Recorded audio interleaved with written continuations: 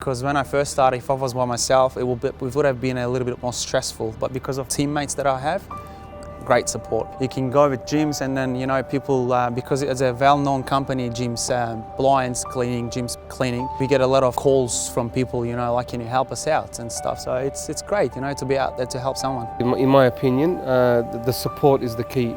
Whoever we think can help, we call that person, and there's a few of us out there and we help each other. Startup system was very fair, double leads, easy to get work. The guys were really friendly and helpful to get me started and get me rolling on that track. When you get into a first business, you're just trying to work out people's expectations. But as soon as you pass that stage, you feel a little bit more confident and stuff, so you know what you're doing exactly. The best advice is, if someone wants to get into this business, they should think about not working individually, working as a team.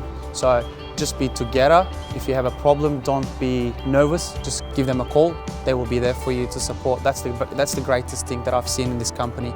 If you need help, they're there for you. Within a minute, with 2 minutes, doesn't matter. If they're busy, they will still give you a call. They will be there for you.